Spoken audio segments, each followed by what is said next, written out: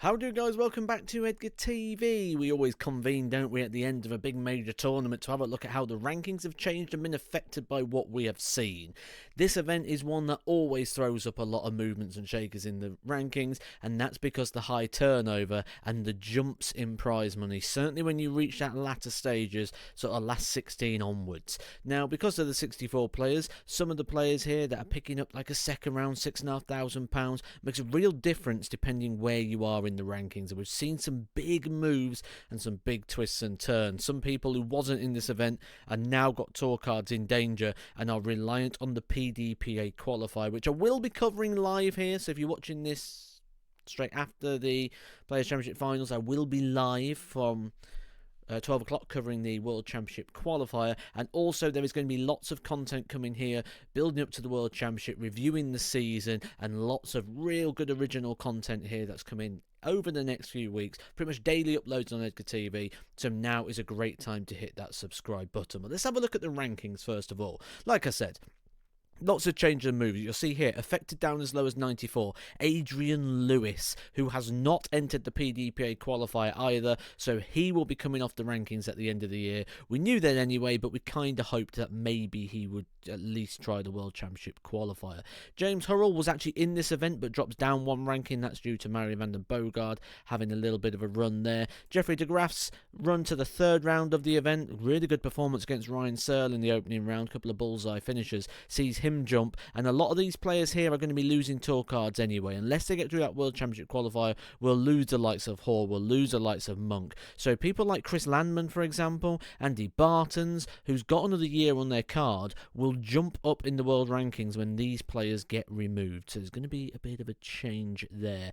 Thibaut Tricol, first year as a tour card holder, beat Gerwyn Price in the opening round, sees him go up by 4 places. Keegan Brown is going to be losing his card unless he gets through to the World Championship. Robert Owen may still be in with the running here because he could be the beneficiary of the Dom Taylor incident. If you're unfamiliar what the Dom Taylor incident is, he has been suspended, and if you're a little bit unsure of the rules and regulations about why, I have a video of that right here on Edgar TV. I will pop that down in the description below if you want to go check that one out. Now, back to the rankings. Connor Scutt. Someone have said for a while, keep an eye on him. He's now up another 8 places. He had a good run here to the quarterfinals. Missed out by 1 leg to Dirk van Dijvenbode to reach the semis. However, when you look at his ranking, and he's got to make the top 64 to get a tour card via the 1-year system of which he's playing on. He's in the World Championships via the Challenge Tour Order of Merit, so another £7,500 going to be going on to his rankings, meaning he's provisionally right now inside the world's top 64. What that would mean is he would basically continue next year with the money he's got rather than starting from zero. If he doesn't get in the world's top 64, he starts from zero and he starts afresh. Something I know he doesn't want to do because the back end of the year has been good and he's currently in a provisional spot for the world match play. So Connor, we could be talking beyond top 64 and pushing towards the top 32 should he be able to keep this money. He will do that, I believe, with 1 win at the World Championships. If he picks up 1 win, that should be enough to see him through. And I guarantee no one is going to want to be playing Connor Scutt come the World Championships. That's for sure. He's in via 2 different systems, Challenge Tour and via the Pro Tour, due to how well he has played. So, Vincent van der Voort, not going to the PDPA qualifier. He will not be having a tour card next year. The big story here is Simon Whitlock. Down 3 places, down to world number 60. Now, we know he's not in the World Championship, so he's going to lose more money. He's getting into a position here where he could get jumped and knocked out of the tour positions. At the moment, though, is safe. Mervyn King, world number 61, he's not in the World Championship, and he needs to be, or Mervyn King comes off the tour. Jamie Hughes currently inside the top 64, but again, he's not in the World Championship, and as things stand, he's coming off the tour. So a few players there we'll pick up on over the next week or so. I'm going to say a couple of days. So make sure again, subscribe. I'll let you know who's missing out, who's losing cards, everything you need to know in the world of darts right here on Edgar TV. Back to the rankings. Ian White beat Michael van Gerwen 6-1, hammered him.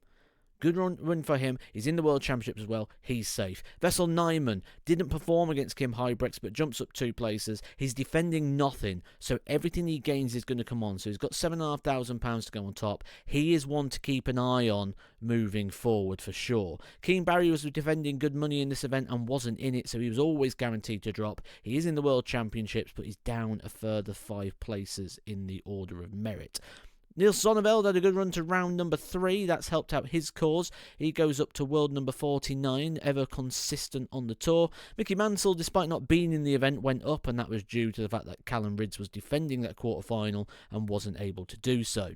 Speaking of quarter-finals, take a look at Scott Williams. Good run for him through to the quarter-finals. Seems to be a player that really benefits from TV. I know Scott, I know his personality, and with that, I would say he's one of those players that would just really come to life on the main stage. Martin Lukeman didn't back up that final recently of the Grand Slam. Maybe came a little bit too soon. Ricardo Petretsko, someone who's desperate to break the world's top 32.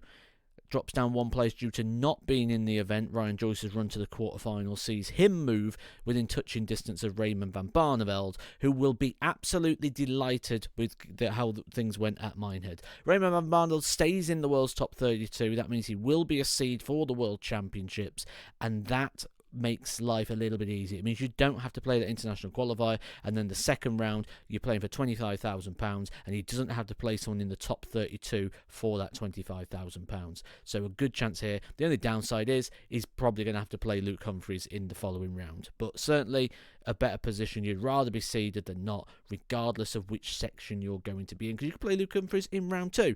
Christopher Ratajski, someone who is slowly creeping down towards the cut-off of the top 32. And when you look at the people behind who aren't defending a lot in the form they're in, Ratajski could be in trouble of his top 32 place.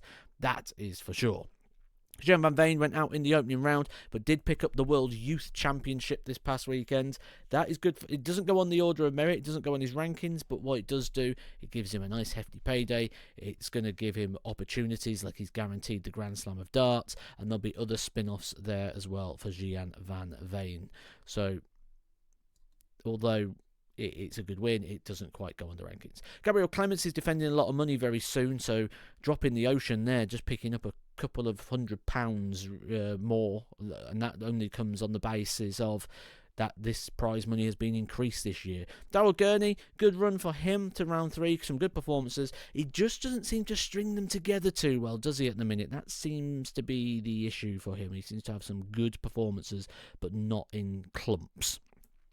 Devon Divenbode is someone who's been playing better this year, recovering well, semi-final, really good for him. There was a bit of a danger at one point, they may be squeezing down towards the bottom end of the 32, now safely in World 25. And the way he's playing, you say he deserves to be sort of around that position, maybe even a little bit higher. Mike De Decker, the winner of the World Grand Prix, stays firm there with the quarter-final, and now is starting to really make that Premier League conversation, because when you win one thing, it's okay. I won something big, brilliant. But now what we've got is Mike De Decker's in a situation where he's starting to have deep runs in other events as well, which confirms and backs up that form. If he has a good World Championship, Mike De Decker is firmly in the conversation here for the Premier League. Joe Cullen, constantly slipping away at the moment, can't get a win, form's not been good, average is not good. I think he's going to continue on the slide again when you look behind him at who's available there. Ryan Serling at world number 20. Bit surprised, I thought, with the way darts are going at the moment, the big names and reputations coming out. I thought Searle would be one of the prime candidates to really step in and capitalise on things, but unable to do so at the moment. Maybe a good World Championship on the cards for him. Josh Rock yo-yoing in and outside the world's top 16 at the moment. Peter Wright doesn't look like he's going to be going back in there, does he? The form just not there at the moment for Peter Wright, and I dare say it's going to pull away even further when the World Championship comes around, because I think he could be one of those seeds that people look forward to playing. Gary Anderson missed match darts galore, didn't he, against Ryan Micheal? That was bad news for Simon Whitlock. Ryan Micheal getting that win and jumping in, pushing Whitlock further down. Gary Anderson, though, I think it came a bit soon after the Grand Slam. I think the World Championships may be where it comes good for Gary Anderson. Nathan Aspinall squeezed in. He missed out on it before, didn't he? Squeezed in this year, got through to round 2, but not really anything significant when you got 440,000 on there. You win your 6.5. Drop in the ocean style things. Damon Heta, third round for him. good performance. That's sort of minimum requirement. When you look at Damon Hector now, being the world number 9 but never really having a deep run on TV, shows that when that comes and he does get a deep run on TV, that he's the sort of player that is going to be challenging those real top 4 positions, which is where I think Gerwyn Price is going to continue to slip away from. Look at him now, world number 10, and not picking up the results, not picking up the wins. Things just not quite right in Camp Price right now. Okay, so looking at the very, very top, we're looking at the elite now of the game. Dave Chisnall, was good to see him throwing better than he did at the Grand Slam. His hopes of getting in the top 4 are still genuinely alive. When you look at Michael Smith's got to come out of there. He's defending the World Championship money from a couple of years ago, so a big drop coming for him. He could go outside the world's top 16. Genuinely think that may be happening. Luke Littler, though, does go inside the world's top 4 now. He disposes Rob Cross. Rob Cross was defending the runners-up spot. Luke Littler, ironically, getting the runners-up spot at this year's event. Dismantled Rob Cross in the first round 6-0. 100-plus average all the way through. Luke Littler is getting better and better. When you look at all that money, is only in 1 year. He's got next year to go as well. Michael Smith's coming down. A good world championship for Luke Littler, especially with Michael van Gerwen also due to defend a big prize fund there. Luke Littler could genuinely be the world number 2 at the end of his first professional season. He's got all of next year as well. He will not catch Luke Humphries unless, well, he's not going to catch Luke Humphries any time in the year. It's pretty much impossible to do so.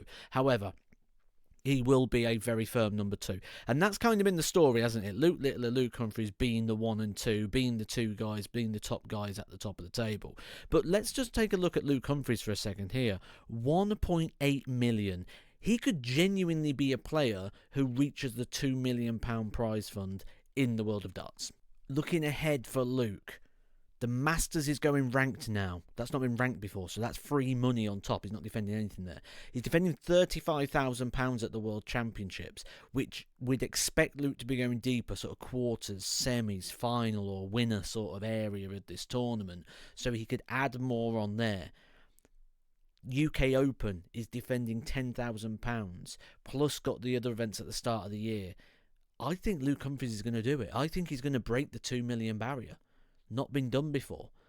I think a lot of it pins on that Masters tournament, how far he can go there. But that'll be something worth keeping an eye on, as will loads of other stories that we're going to talk about here on Edgar TV. I've got some great interviews, some great insights. The insight stuff that's coming up is brilliant. Don't forget, if you want to know all the things about the drugs testing in darts, I'll link that in the description below. And I'll catch you soon, guys. Whew, it's going to get busy. Oh, I forgot to ask. What for you is the big story of this Players' Championships in regards to the rankings? Comment section. I'll see you down there. Catch you soon. Edgar TV.